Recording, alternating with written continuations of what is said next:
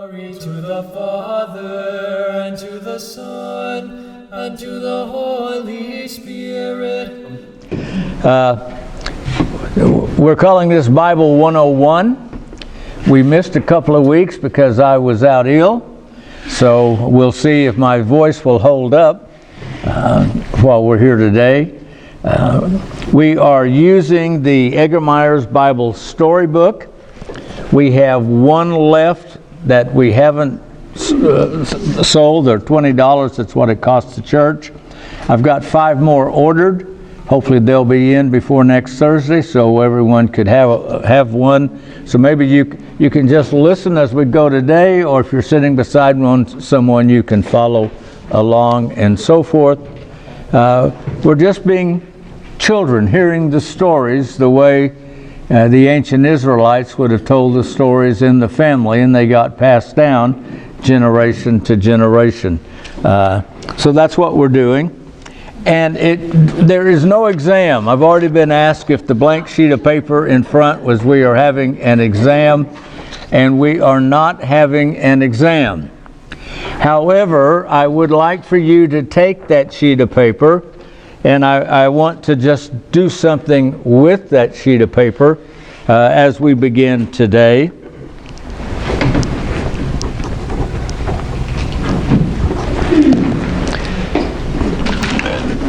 The events that we're talking about actually are history, which means they took place in a location. And we hear it, and it's kind of hard, and we put it together, and we don't put it together, and it's just hard to remember stuff. So rather than just remembering information, let's do a picture. That would be helpful to us. So on your sheet of paper that's there in front of you, upside down U, like this.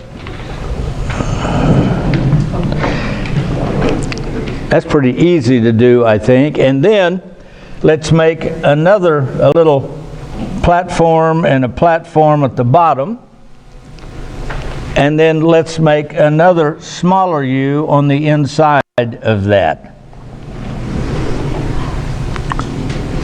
Just a big upside down U, okay? Now, over here on the right side of this, let's just kind of do that. Just 2 parallel lines off of it. I realize this must be in the way. Does that help? Sorry, I'm getting too low. And over here, if you want, you can just do this. Something like that. And you're going, what in the world is this? Well, it will help you perhaps if I now tell you this is something we all heard about a long time ago in school called the Fertile Crescent. This upside down U, and you don't have to worry about it, but the Fertile Crescent, that makes this the Mediterranean. Just where we are on this globe planet of ours, that's the Mediterranean. And this little place over here is known today as the Persian Gulf. That's the Persian Gulf over there. Just spots on the map. Now, we are at this moment, we have started the story of the patriarchs with Abraham, right? Okay. I realize we weren't here for the last 2 weeks, and it's been forever, and we've all slept since then. Does anybody remember the hometown that Abraham comes from? Say it again? Ur. And where in the world would that have been located on the planet? Dun dun dun dun dun dun dun dun dun dun. On the right. On the right. Ur is over here inside this Fertile Crescent, down here. Okay? That's where Abraham and this story starts for us. He and his family left Ur and moved. Does anybody remember the name of the town they moved to? Oh, wow. Someone online has told us that's watching on Zoom. Haran, maybe someone here said it as well. And Haran would have been up here. Haran. One R, like that, I think. Haran, I think. Haran. Abraham is going to live there for a while, and then he's going to keep moving. And he's going to head south. And when he heads south, in addition to servants and people like that, who goes with him? Lot. Who in the world is Lot? A nephew. Okay, and who else goes with him? Sarah. His wife, right? Sarah. We'll just go ahead and call her that. We know her starts off with one name and changes, but that's too complicated for us to keep track of double names. We're doing good to just have her name. So they head south, and how far south did they go? Ooh, aren't you glad it's not an exam, Mary? Okay. All the way to Egypt. That's here. Egypt. Egypt. Did they stay? Did Abraham stay in Egypt? Boo, boo, boy. Tough. Oh, golly, tough. No. He turned around and went back up, there to the land of Canaan, Palestine, today known as the Israelis, some of it Israel, here. So this is where the story is taking place on this U that we're reading about. Abraham had how many children? I just didn't hear it. 12? No. 7? No. 1? No. I got a 2 being done. 2. Oh yeah. Who was his first child? Oh, golly. Esau. Who?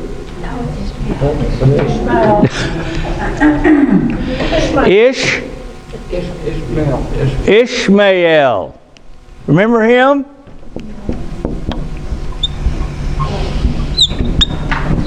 If we don't remember Ishmael, we read that story and see how we can lose it so easy. This is why when we're reading these stories to our children, we can read them through, all the way through the Old Testament, turn around and do it again. And do it again. Finish this for me. Plop, plop, fizz, fizz. Oh, what? How in the world did you know that? It hasn't been on television for 20 years, maybe? You heard it when you were a kid.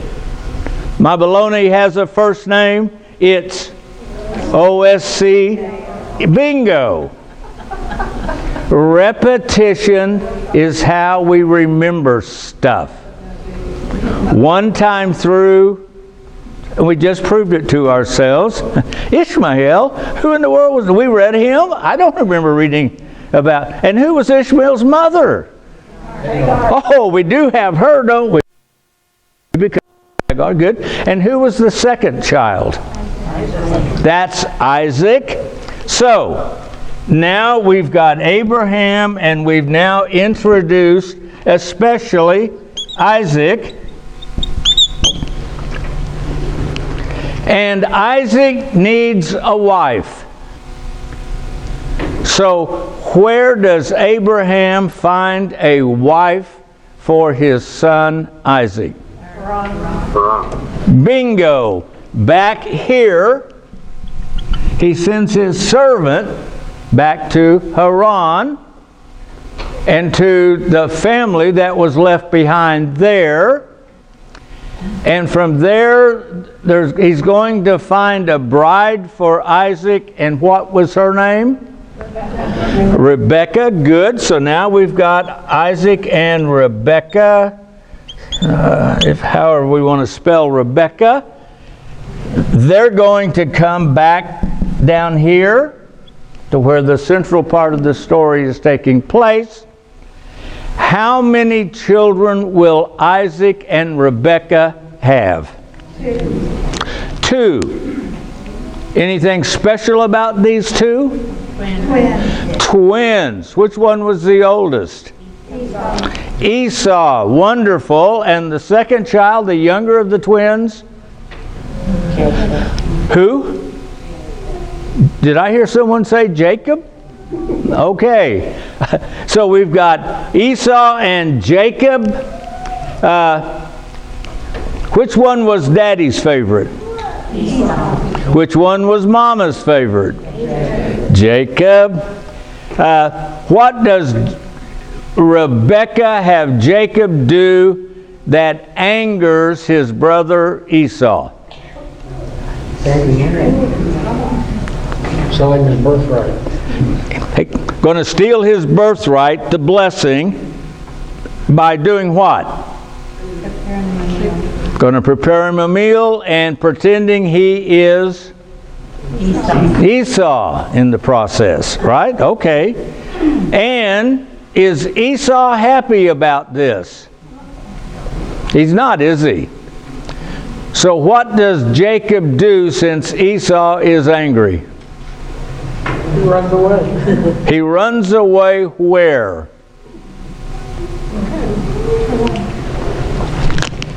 Back to Haran. Our story is going back and forth in the Fertile Crescent. That was an obscure fact we heard about in school a long, long time ago. And he finds a relative by the name of Laban.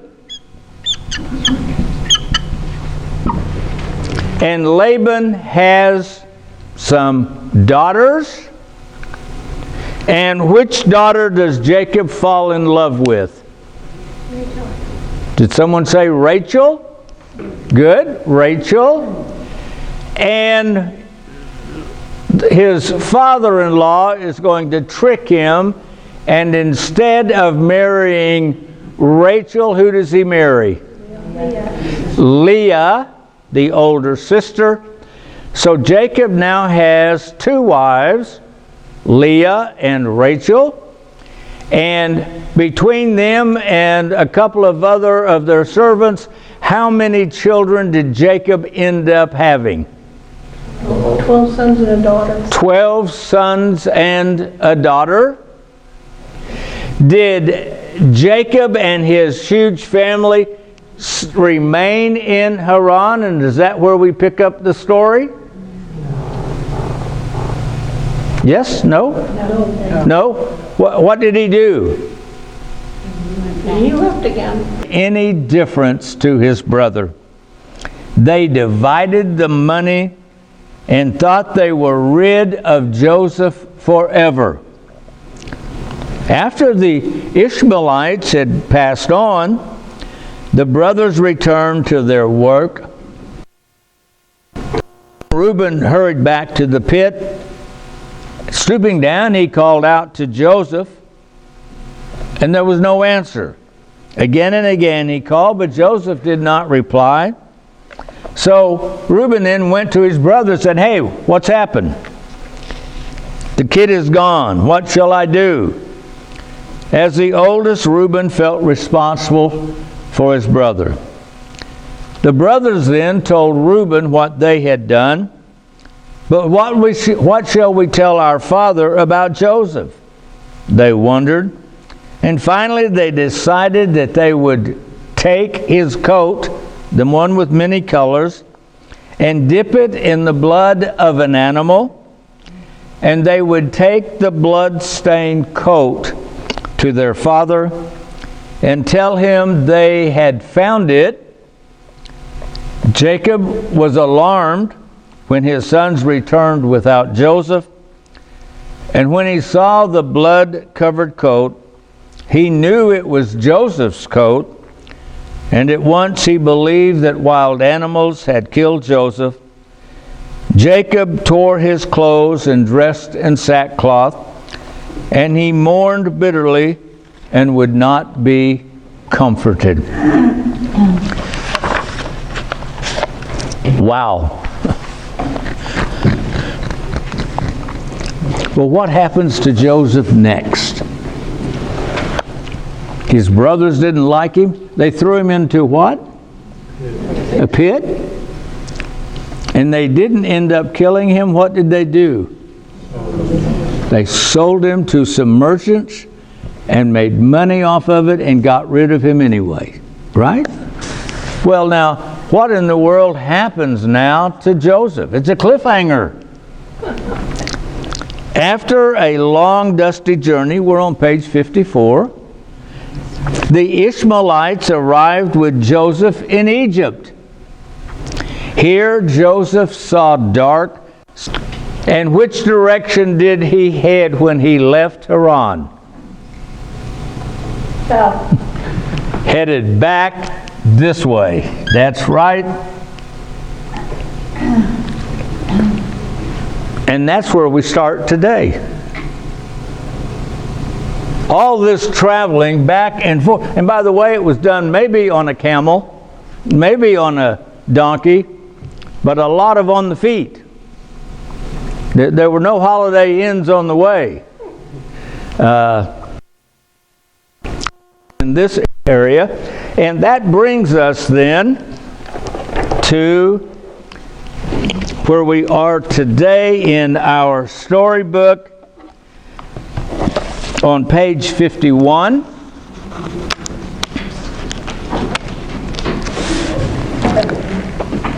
In the middle of the page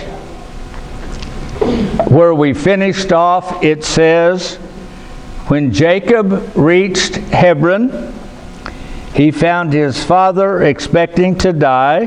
That would be Isaac. How happy Isaac must have been to have Jacob home again. Isaac was now 180 years old, and when he died, Esau came and helped Jacob bury him, because Jacob and Esau had forgiven each other and had now become friends again.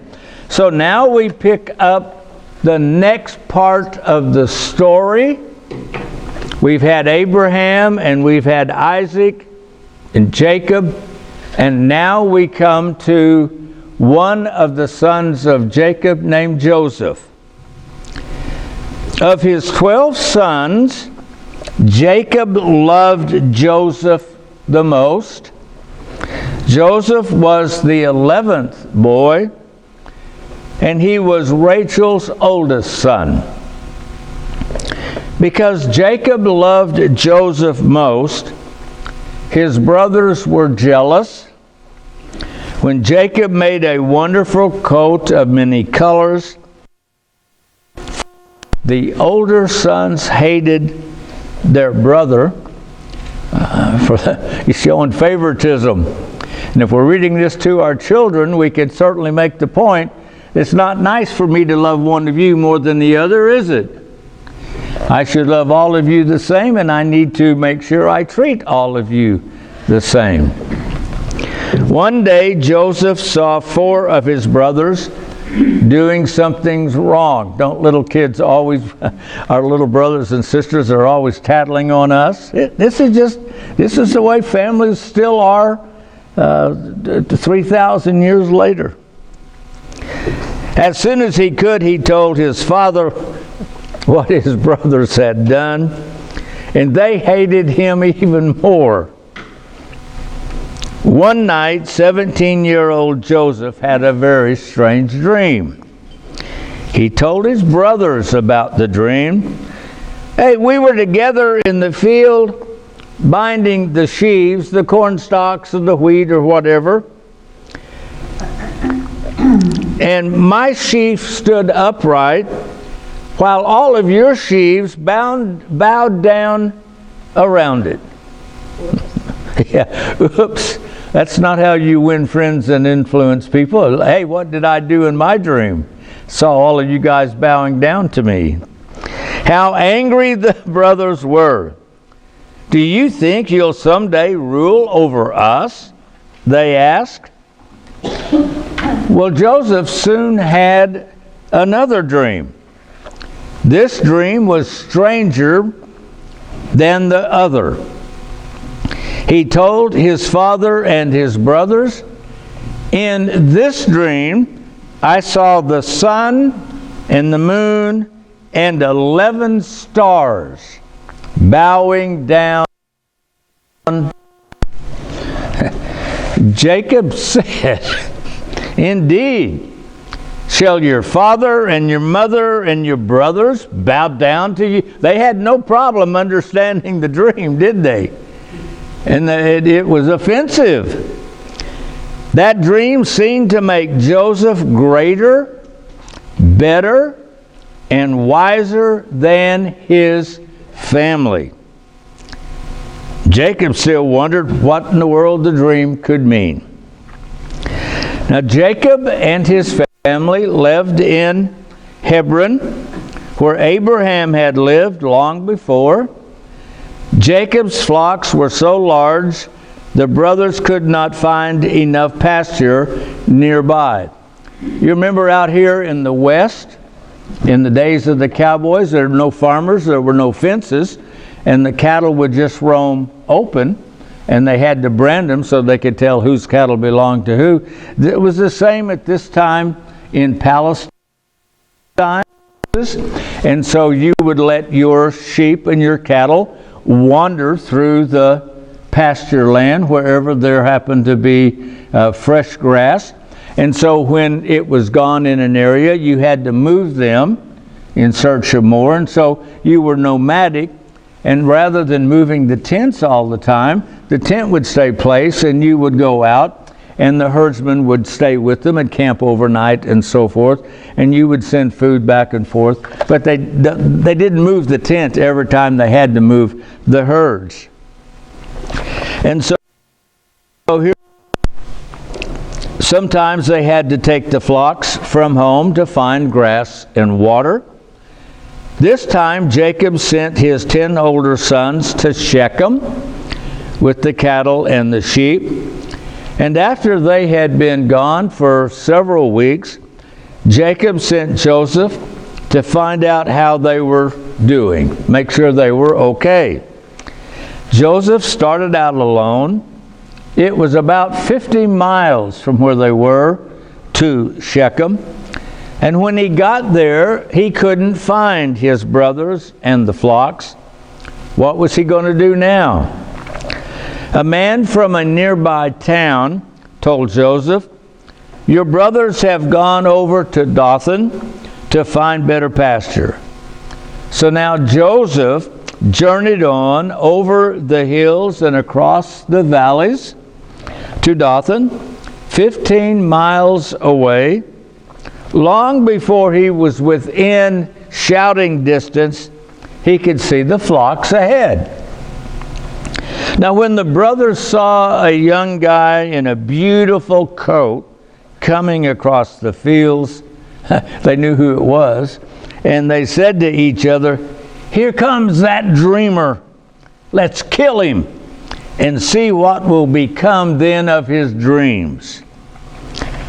Now, the oldest brother, Reuben, didn't want to harm Joseph because he thought the others would not listen. He told them not to harm Joseph and said this, let's not kill him. Let's just throw him down into this pit and leave him there alone to die. We'll just toss him in the hole in the ground and just leave him there. Everyone else, all of the other brothers, quickly agreed. And when Joseph approached it finally got to them. They seized him, grabbed him, tore off his beautiful coat, and threw him into the pit. Paying no attention to Joseph's shouts for help, they sat down on the ground and ate their lunch. Probably the lunch that he had brought with them for them. Reuben did not intend to let Joseph die in the pit. He had planned to rescue Joseph as soon as the others had gone away after they ate together, or that night when everyone was asleep. While Reuben went to care for the flocks, Reuben left. There was a company of merchants that were traveling by on camels, and some of these travelers were called Ishmaelites because they were descendants of, if you're looking and following there on the top of 53, these merchants were descendants of who? Ishmael. Ishmael. And Ishmael was who? Abraham's son. Abraham's son. So see how this is all tying together and so forth. Okay. They were on their way to Egypt. We've already talked about Egypt. They're on their way to Egypt. And they were going to sell their goods there and have money to buy other goods with that they could take back. They were traders. Now, thought Judah, one of the brothers, we can get rid of our brother and make some money. Let's just sell him. Why let him die and we don't get anything out of it? It would be better to sell Joseph to these merchants than to let him die in the pit. For even though we hate him, he's still our brother. Let's just get rid of him and make some money. The others were quite willing to sell Joseph, so they pulled him out of the pit and they sold him to the Ishmaelites for 20 pieces of silver. I think some accounts say it might even been 30 pieces of silver, if I were trying to remember it. Poor Joseph. Now he knew that he was being taken far away by these rough strangers. All his pleading and begging, all his tears did not make skin people who spoke a different language. Excuse me, the Egyptians. He saw large cities, beautiful temples for the worship of idols, mighty pyramids, and the great river Nile. How strange all this was to a youth who had always lived in tents. Here was the farmer's daughter going to the big city. It's the kid, the country hayseed, arriving in the big place. It's an Okie showing up in New York City, if you will. The Ishmaelites took Joseph to the chief city and sold him to an officer in the king's army. Joseph could never forget how terrified he was when his own brothers had sold him as a slave.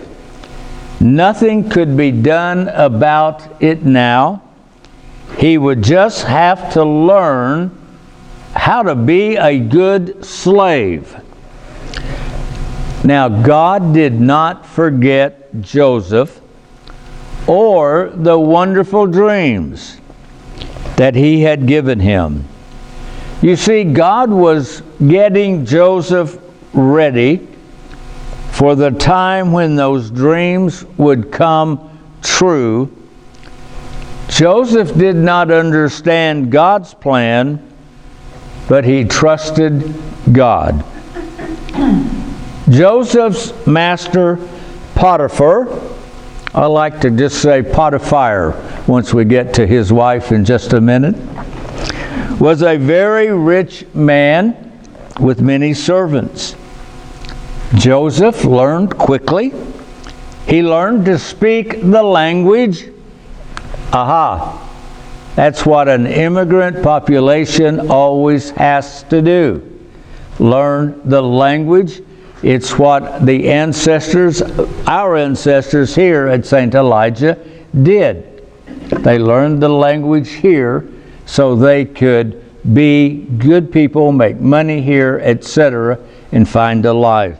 They learned to speak the language and to be cheerful and obedient. Potiphar noticed that Joseph was honest and had a good understanding of business.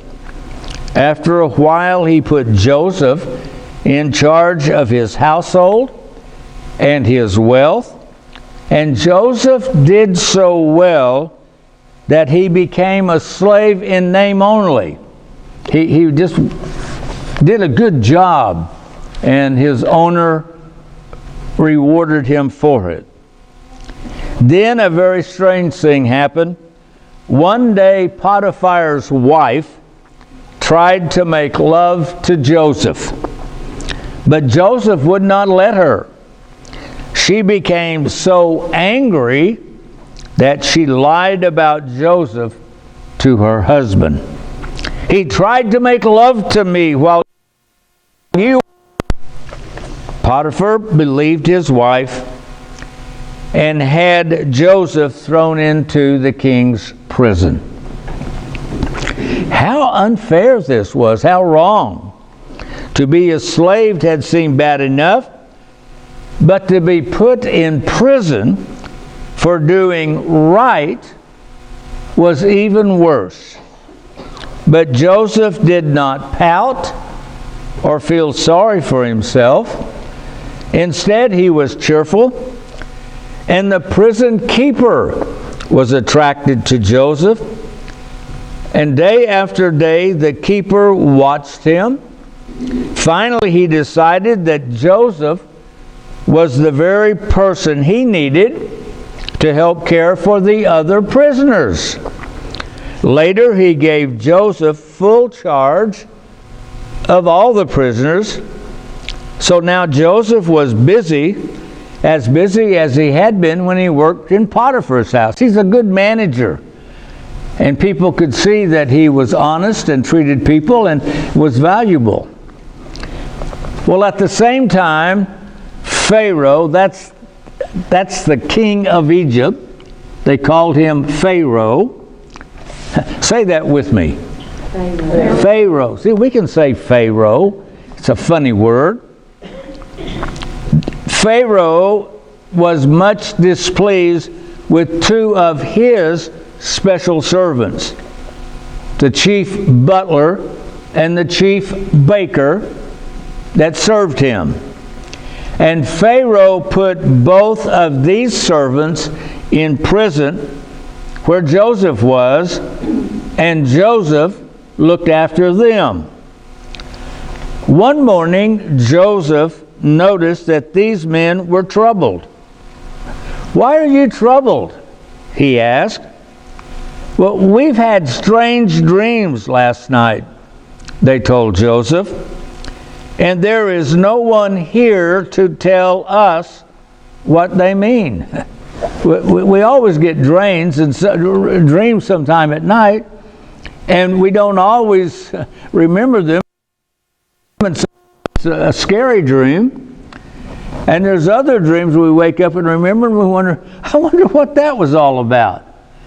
Well, they were wondering what it was all about and thinking maybe someone could tell them what it might mean, interpret it.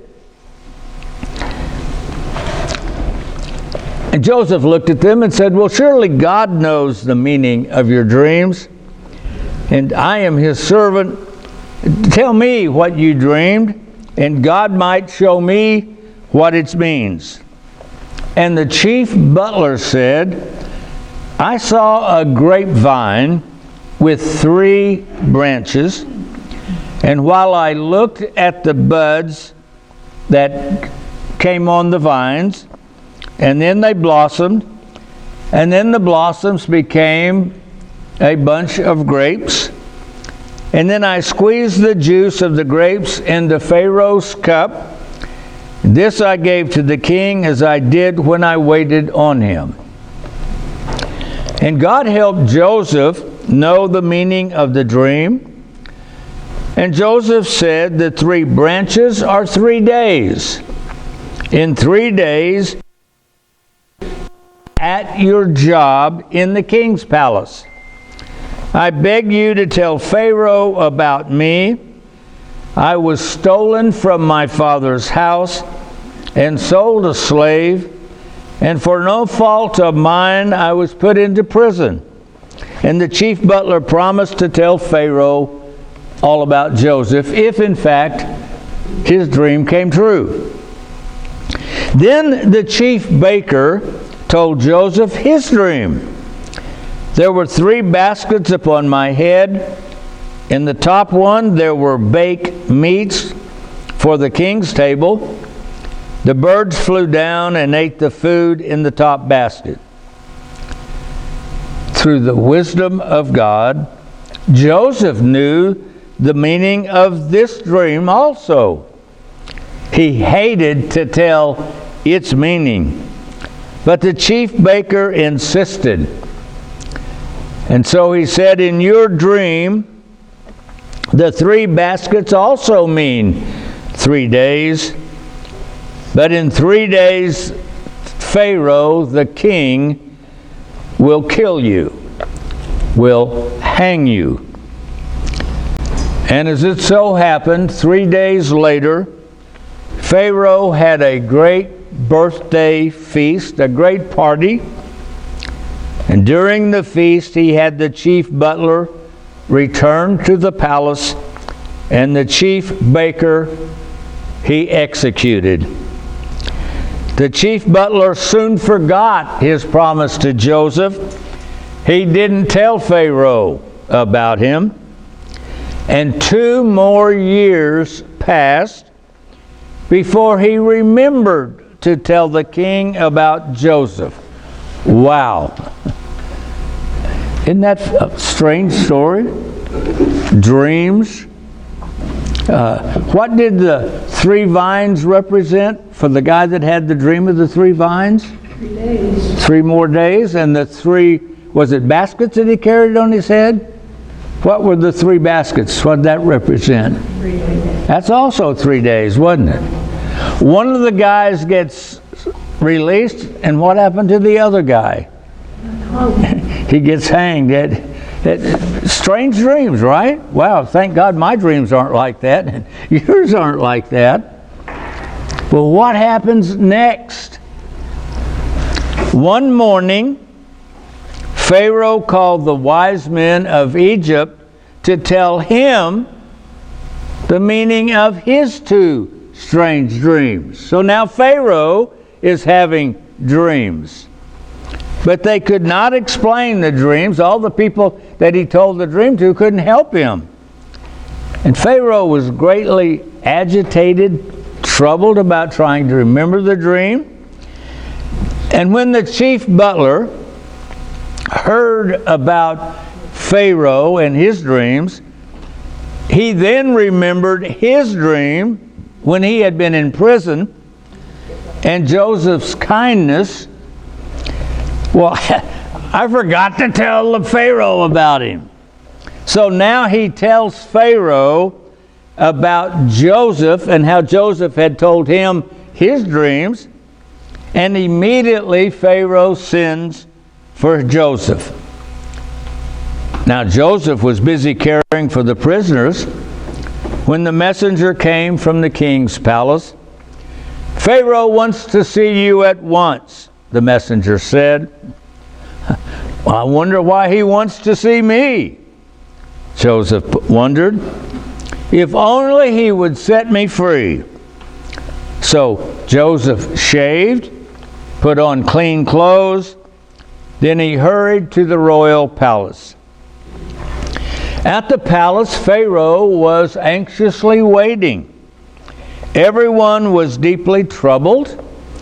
If this strange young man cannot help, what shall we do?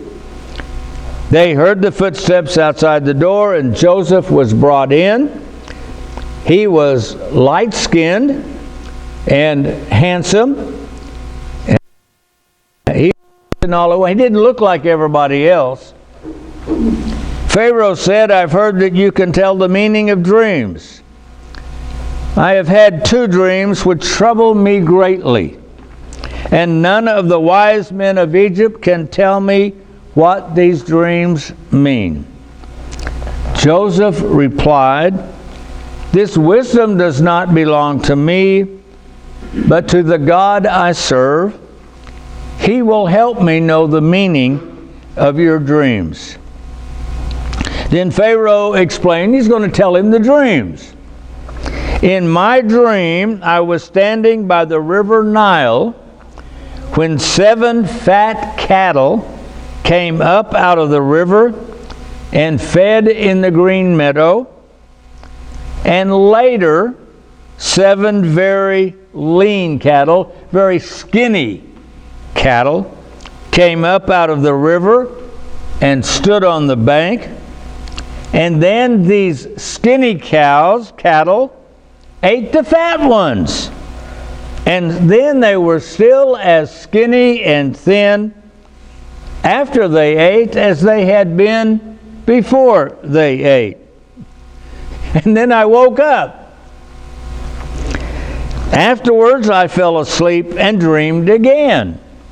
This time I saw 7 ears of corn grow up out of one stalk. Full, good ears they were. Then 7 other ears sprang up. They were withered, thin, and blasted with the east wind, shriveled. These thin ears of corn ate the good ears, and once more I woke up. Joseph told Pharaoh, "Both dreams have the same meaning. God wants you to know what is going to happen. The 7 fat cattle and the 7 full ears are 7 years. The 7 lean cattle and the 7 thin ears are the next 7 years. God is telling you there will be 7 years of plenty throughout all of Egypt. And afterwards there will be 7 years of famine. It will be so hard that the good years will be forgotten. All the food will be gone. God has given you these 2 dreams to show you that these things will happen. He has warned you to prepare for the famine, or it could destroy you and your kingdom. You should appoint a wise man to look after the food supply. During the 7 plentiful years, let him save enough grain each year so there will be food for everyone during the years of famine." Pharaoh and his attendants listened carefully to Joseph's words.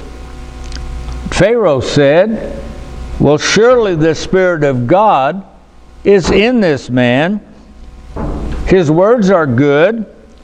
Can we find another who could manage the affairs of this kingdom more wisely than he?"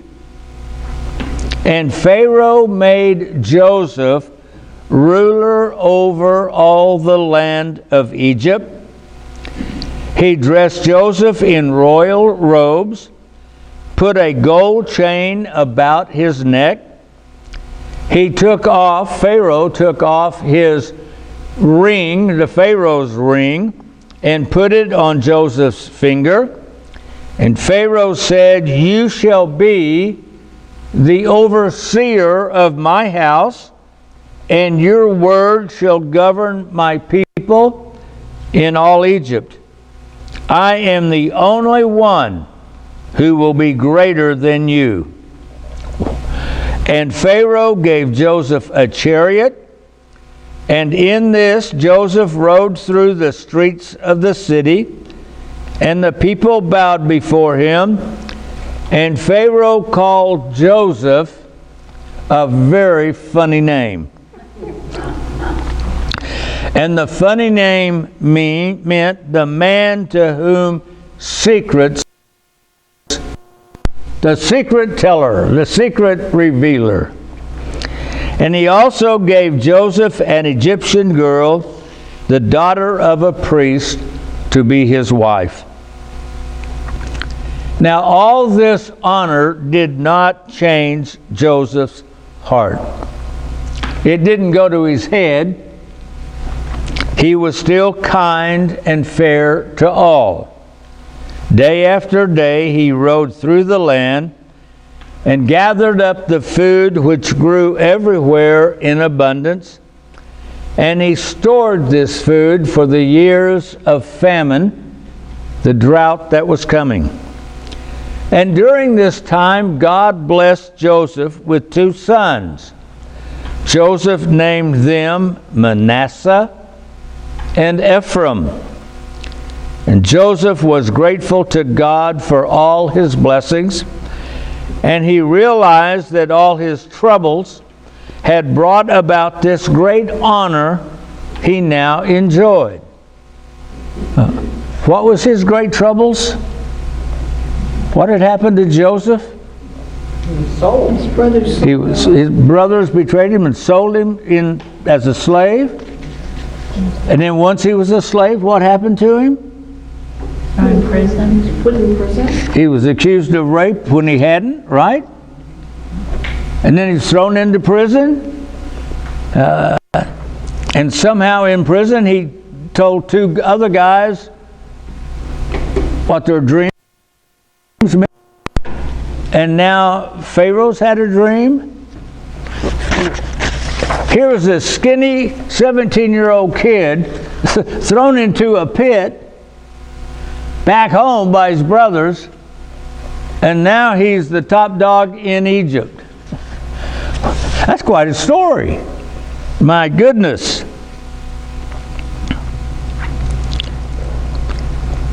He realized that all his troubles had brought about this great honor that he now enjoyed.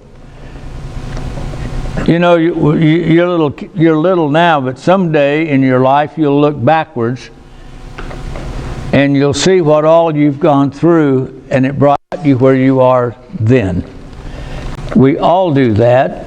We look back and we can see mistakes we made. We can see events that happened. And if we have been faithful to God, we will discover that it has brought us to where we are at that moment in our lives, and we're grateful. 7 years of plenty had passed. The years of trouble now began. Nowhere in all Egypt would the grain grow. The wheat wouldn't grow, the corn wouldn't grow, the barley wouldn't grow. When the people needed food, they came to Joseph, opening the storehouses that had been filled during the years of plenty. He sold food to the Egyptians.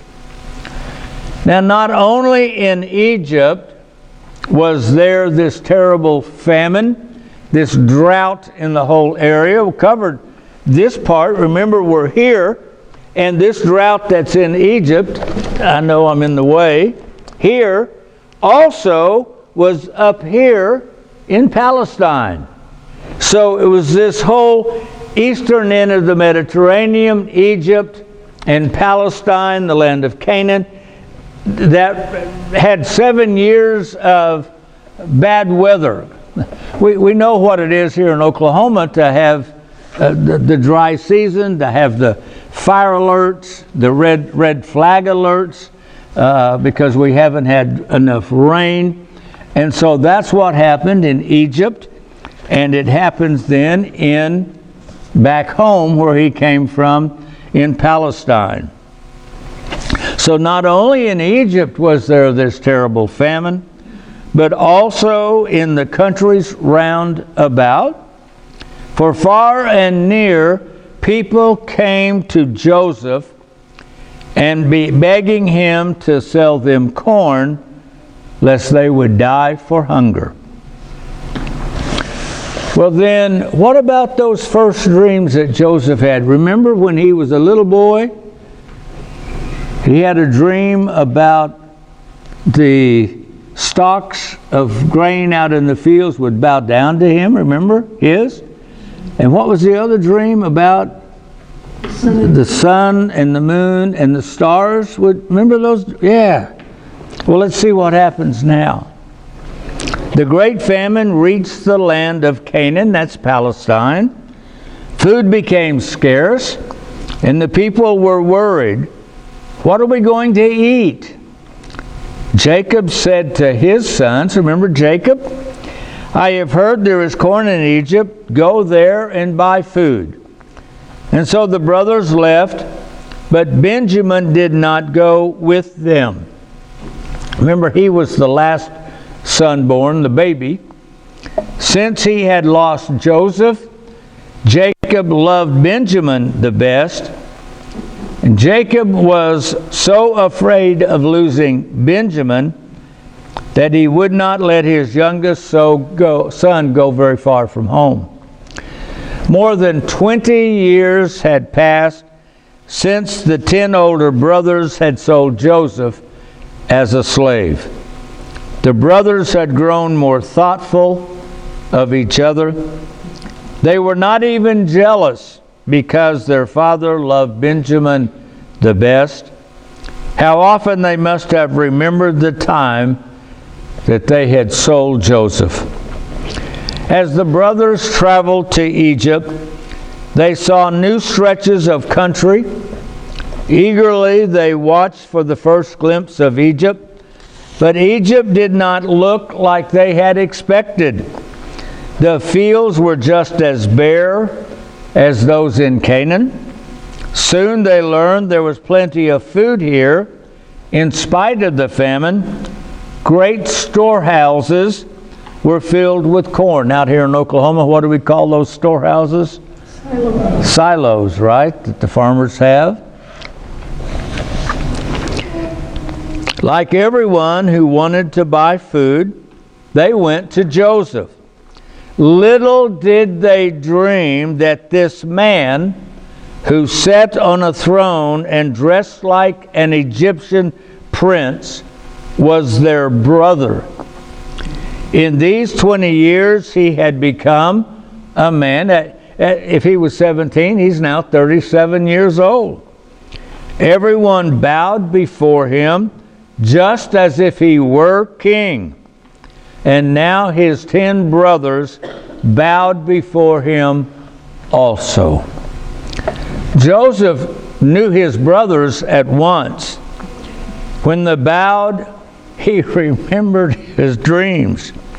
Now he knew those dreams had come true, and he understood why God let him be sold into Egypt.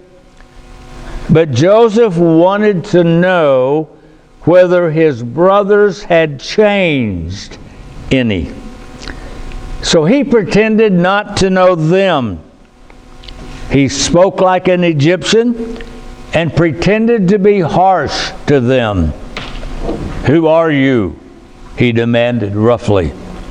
They replied, we are men of Canaan, and we are brothers. You are spies, he said, and I know you've come to see the stricken condition of our country. You plan to bring an army against us. And no, we're not spies. We've come to buy food for ourselves and our families. Joseph still insisted they were spies. Again, they told him they were brothers, the sons of one man. Is your father yet alive? Have you any other brothers? The brothers told about their old father and his great love for Benjamin. Now Joseph wondered whether they were kind to Benjamin. Did they care more for their father now that they did when they had sold Joseph to the Ishmaelites? Joseph decided he must find out before he told them who he was. So he said, "You must prove you are not spies. I will put 9 of you in prison and send the other one back to Canaan. If he returns with your youngest brother, then I will believe that you are true men." Joseph had his brothers put in prison where he had spent several long years. He would see if they were better men than they used to be. After 3 days he sent for them and said, "I fear God, and I want to do the right thing. If you are true this way, I will send 9 of you back to your old father with food and keep one of you in prison. You must bring back your younger brother, or else I will know you are spies." To each other they said, "We are suffering now because of our sin. Now we know how terrified Joseph felt when we sold him. He pleaded with us, but we wouldn't listen." Reuben, the oldest brother, and the one who had planned to save Joseph's life, reminded them, "I told you then that you should not sin against the boy. You would not listen to me, but your sin, you have brought this trouble on us. You did this. I told you so." Joseph pretended not to know what they were saying. They were speaking in Hebrew. They didn't know Joseph could understand Hebrew. He pretended not to know what they were saying, but he heard every word. His heart was touched. They were sorry for their sin. He turned his face away and he cried for joy. Then he dried his tears and spoke to them again like an Egyptian. He took Simeon, the second oldest, tied him up and put him back in prison. Then he ordered his servants, filled the sacks with corn, and put each man's money back into the sack. The heavy-hearted brothers started home. What would their father say? Joseph was lost to them. Simeon was a prisoner. Now Benjamin must go to Egypt, or Simeon would be killed. No wonder they were worried. At the end of the first day, they stopped to feed their animals. One brother opened the sack, and he found his bag of money with the corn. They were even more afraid when they saw the money. The stern ruler would think they had stolen it. Wow! They're headed home. A brother in prison. They got to go get their youngest brother to bring him back to get him out. And now they find money in their bags. This doesn't look good. At last they reached home. They were very tired and they were afraid. And they told their father what had happened. "We cannot return unless we take Benjamin with us." "I can't let you take the youngest," Jacob said. "I no longer have Joseph or Simeon. I will die if something happens to Benjamin also." Then the brothers emptied their sacks of food, and when they found each one's money had been replaced back in the sack, they were even more frightened than ever. Well, let's hurry to see if we can get to the end of the story. Still the famine continued. The brooks dried up, and the wells became more shallow every day back in Canaan. And after a time, the food Jacob's sons had brought from Egypt was almost gone. "You must go again," said Jacob, "and buy more corn." But Judah said, "We can't go unless we take Benjamin. That is the only way the ruler will sell us more corn." "Why did you tell him you had a younger brother?" Jacob asked. Judah explained, "The man asked us if we had another brother. We only answered his question. We didn't know what he would say." Reuben brought his 2 sons to Jacob and said, "You may kill my sons if I do not bring Benjamin back home." Wow. Still Jacob shook his head and refused to let Benjamin go. The days dragged on, and the food and less. What should they do? Even though the brothers were grown men, they would not return to Egypt without their father's consent. Now at that time in that land, the father ruled the household as long as he lived. Finally, Judah said, "Father, if you do not send us soon, we shall all die of hunger. I will certainly take care of Benjamin. Should any harm come to him, I will bear the blame forever." Well, at last poor Jacob let Benjamin go with his brothers.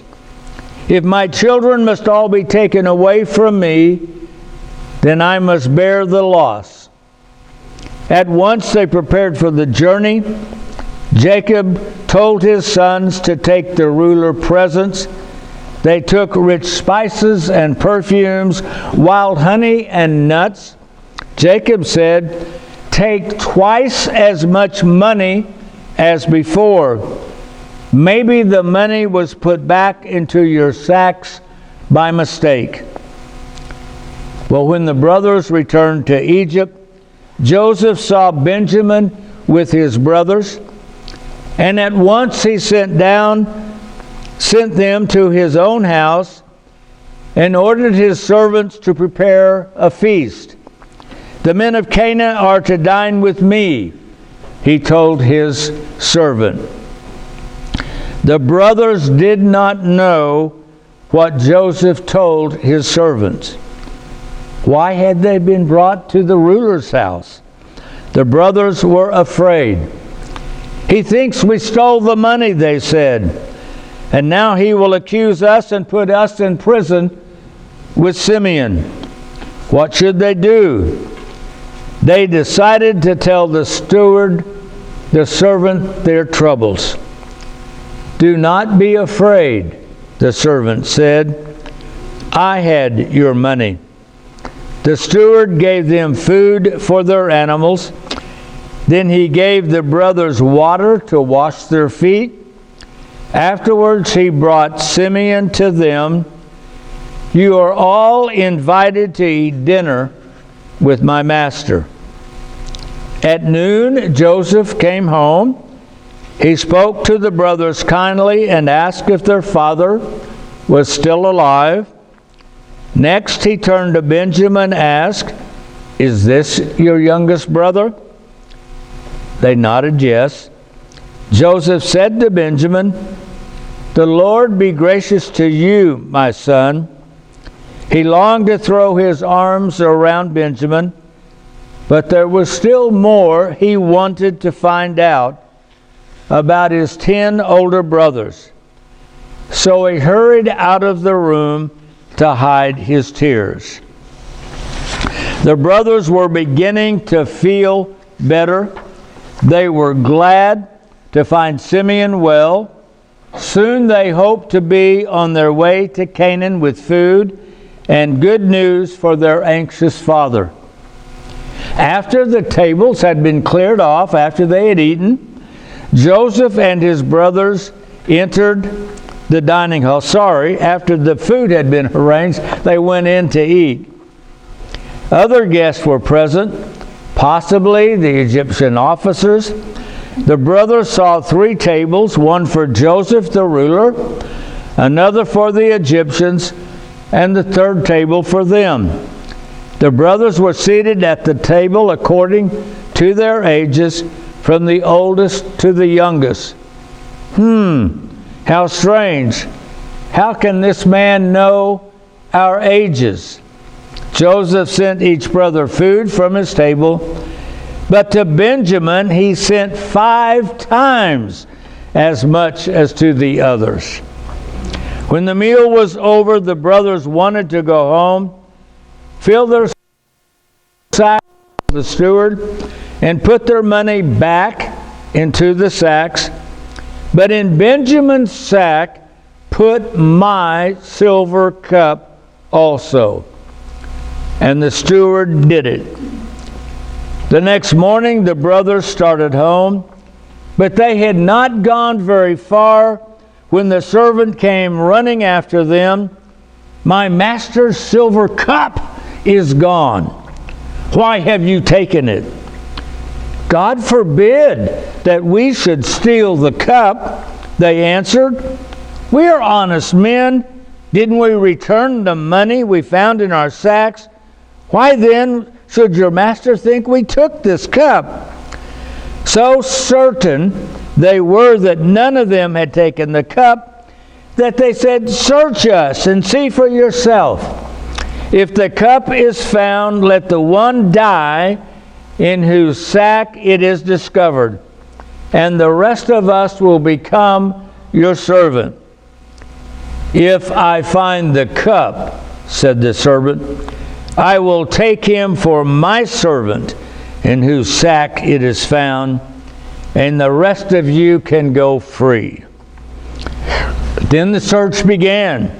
Every man lowered his sack to the ground and opened it, and one by one the men rejoiced when the missing cup wasn't found. At last the steward opened Benjamin's sack. Here he found the missing cup. How astonished the brothers were! They could not believe it. What in the world were they going to do? They couldn't leave Benjamin. How afraid they were as they turned back to the city with the servant. Joseph was waiting for them. What is this that you have done? He demanded as they fell to the ground before him. Surely God is punishing us for our sins. We are all your servants, said Judah. God forbid that I should keep all of you, answered Joseph. I will punish only the one who took the cup. The rest of you may return home. Joseph wondered if his brothers would let Benjamin suffer so they could live. Judah remembered his promise to bring Benjamin safely home or bear the blame forever. He fell on his face at Joseph's feet. Please do not be angry with me, but listen to my words. The last time we came, you asked if we had a father or a younger brother. We told you that we had. We told you about our father's love for Benjamin to prove that we were not spies. Father would not be willing to let him come because he feared something might happen to Benjamin. Still, you insisted that we bring him if we wanted to buy more food. When we got home, we told our dad what you said and how sad he was. He said he could never let Benjamin leave him.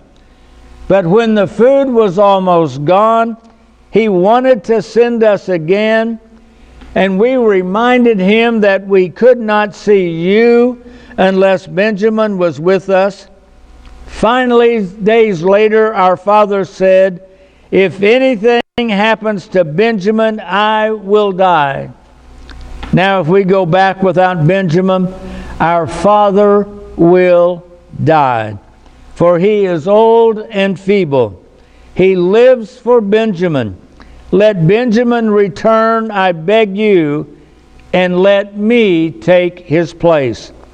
I promised our father that if anything happened to Benjamin, I would bear the blame forever. Judah's words touched Joseph deeply.